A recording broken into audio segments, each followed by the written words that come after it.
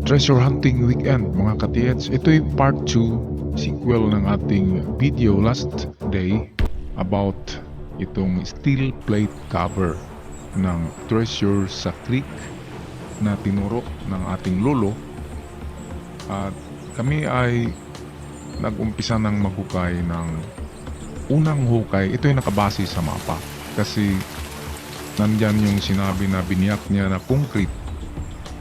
Sa baba daw mismo ng mga biniyak-biyak niya na concrete ay nandyan ang steel plate hanggang itong shoulder daw ang lalim.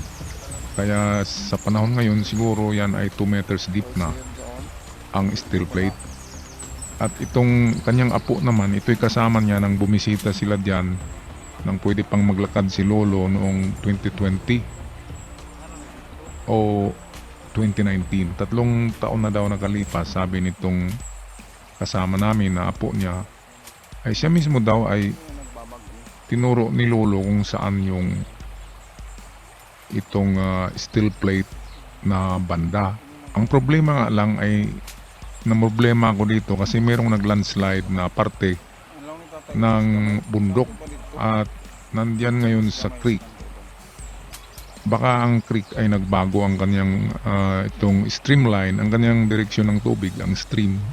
Baka nabago dahil sa bagyo, yung bagyong Odette, yung nag-cause ng landslide. Kaya malaking problema din ito. Hindi natin ma-pinpoint kaagad.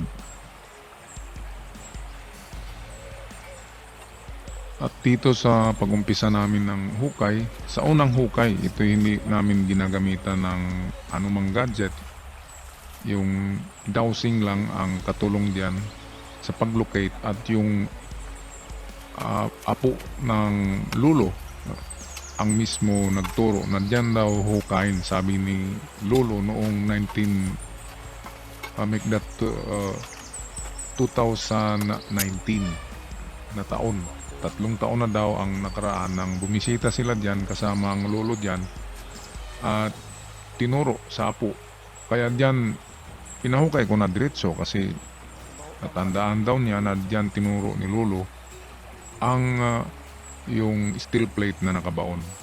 Kaya positive naman sa unang layer pa lang ay mga broken rocks. Merong mga bato diyan na broken, ibig sabihin merong nagbaon diyan at yung mga bato ay natitibag kapag tinatamaan ng bara. Itong nakita niyo dito guys na parang bulate, yan ang tinatawag na alimatok. Deadly yan kasi sumisipsip yan at lumulokso yan. Nasa mga branches lang yan ng mga sanga-sanga ng kahoy dyan at bigla na yang lulundag sa yung liig at hindi mo malayan na sinisipsip na ang dugo sa liig mo. Nang ganyang rare kasi yan na isang klase ng linta yan na wala sa tubig, nasa mga sanga lang siya ng kahoy. Kaya ito'y palatandaan na napakagubat na ng lugar na ito. Meantime ay makikita na natin ang layer ng lupa dito mga ka-TH. At itry na natin ngayon pag-analyze kung patuloy pa tayo o hindi.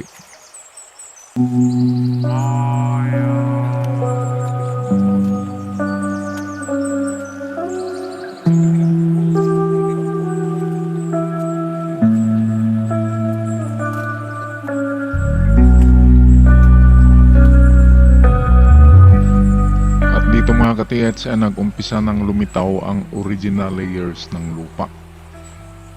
So dito ay i-analyze mo na kung ipatuloy pa o hindi. Wala na tayong nakitang mga tibag-tibag na bato dyan na natitibag noong paghukay pa ng lolo noong 30 years ago. Ibig sabihin intact at hindi pa nagalaw ang layer ng lupa na yan. Ibig sabihin yan ay hindi natin natumbok ang eksaktong digging spot na nandoon ng steel plate. Kaya balik tayo sa drawing board.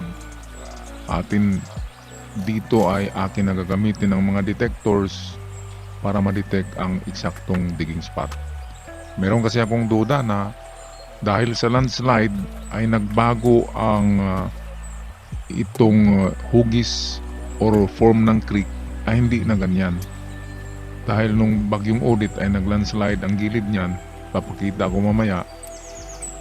At merong deposito ng lupa doon sa parting kanan na nag-L na siya. Ang creek ay nagpurmang L or U dahil sa yung landslide ay natabunan niya ang original na creek, at ang creek ay gumagawa ng sariling bagong linya na dinadaluyan niya. Kaya dito tayo na trick kasi ang creek ay hindi na yung kanyang original na itsura.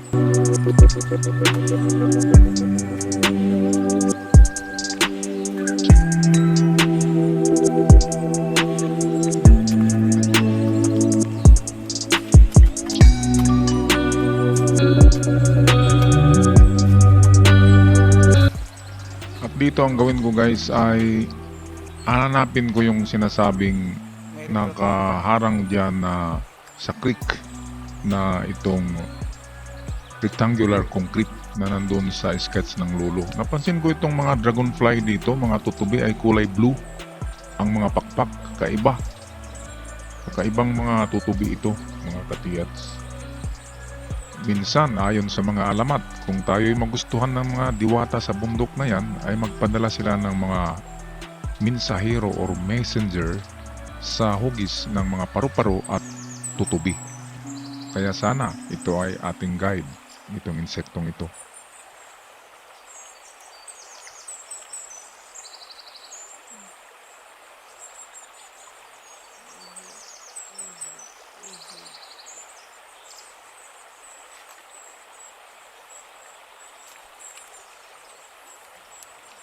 At habang amin binabaybay ang creek sa parteng east nito ay maswerte na nakita ng ating kasama ang marker na rectangular na concrete na nandun sa mapa kanina.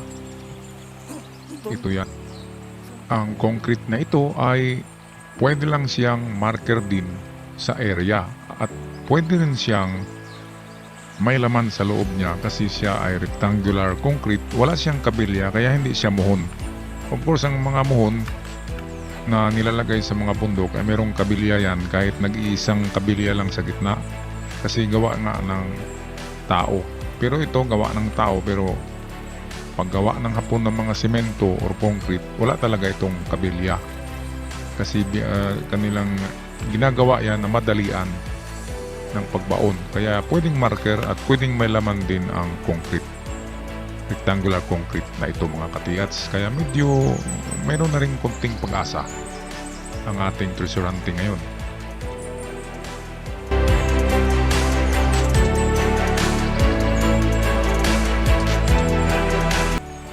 Okay, at mag-umpisa na ako ngayon sa metal detecting. Ang steel plate ay isang metal, kaya pag nadaanan niya ng detector na ito, siguradong mag-register ang detection nito. Malapad kasi ang steel plate na yon. Sabi ng aming live pointer na tinatawag ko na si Lolo ay merong 3 feet by 5 feet. Malaki talaga, parang plywood ang laki niya. At ang nagtaka ko bakit merong detection dito ay medyo mahina. Hindi talaga ito metal mga ka-TX. Kaya ako'y nagduda. Kasi naglandslide nga. Yang nasa harapan ko yan ang yung nakausbong na lupa dyan. Yan ay landslide galing sa slope. Kaya nagduda na ako na ang creek ay nagbago na ng kanyang contour or topography. Ito ang aking kinakatakutan kasi daanan ang tubig. Kahit na harangan siya ng landslide na lupa ay kaya pa rin niya na gumawa ng panibagong creek.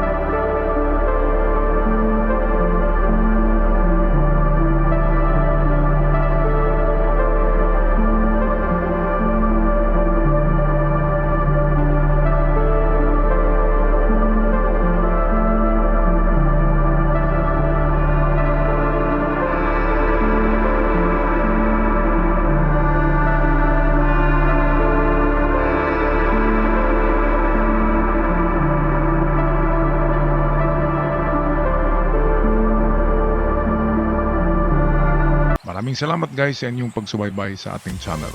May the fortune be with you all and ciao for now.